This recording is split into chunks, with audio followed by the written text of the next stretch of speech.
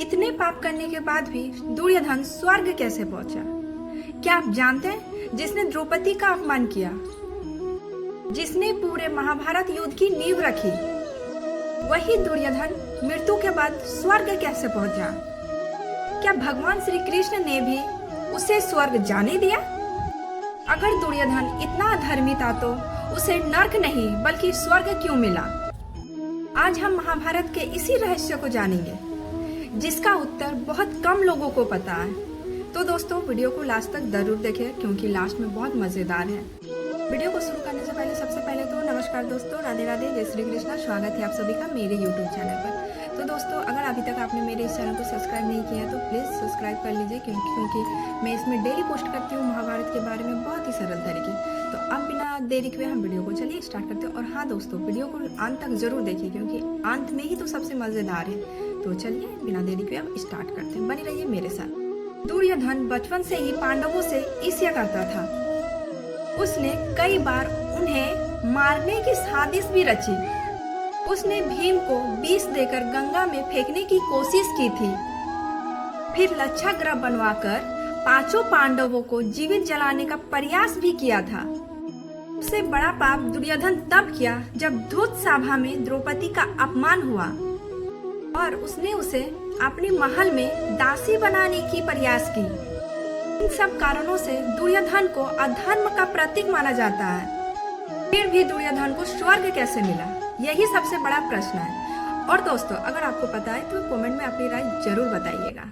महाभारत के अनुसार युद्ध भूमि में जो क्षत्रिय धर्म पूर्वक लड़ते हुए वीरगति को प्राप्त करता है उसे स्वर्ग की प्राप्ति होती है। उसके अनेक कर्म अधार्मिक थे, लेकिन युद्ध में उसने क्षत्रिय धर्म निभाया। इसी कारण उसे पहले स्वर्ग का फल मिला। धर्म ग्रंथियों में कर्मों का फल अलग अलग बताए गए हैं। किसी एक अच्छे कर्म से सभी बुरे कर्म समाप्त नहीं हो जाते हैं और ना ही एक बुरे कर्म से सभी अच्छे कर्म मिट जाते हैं।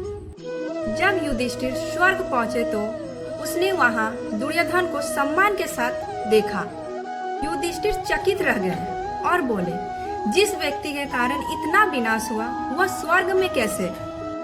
तब देवताओं ने समझाया कि दुर्योधन को यह स्थान युद्ध में दिखाए गए वीरता के कारण मिला है। इसके बाद युधिष्ठिर को यह भी समझाया गया कि प्रत्येक आत्मा को उसके कर्मों के अनुसार अलग अलग फल मिलता है। महाभारत हमें सिखाती है कि ईश्वर का न्याय अत्यंत सूक्ष्म है। वे किसी व्यक्ति का निर्णय केवल एक घटना से नहीं करते, बल्कि उसके सभी कर्मों का अलग अलग फल देते हैं। दुर्योधन को उसके वीरता के कर्म का फल मिला, लेकिन उसके अधर्म के कर्म भी व्यर्थ नहीं गए। प्रत्येक कर्म का परिणाम अवश्य मिलता है। तो दोस्तों, अब तो आप समझ गए होंगे कि दुर्योधन को स्वर्ग क्यों मिला।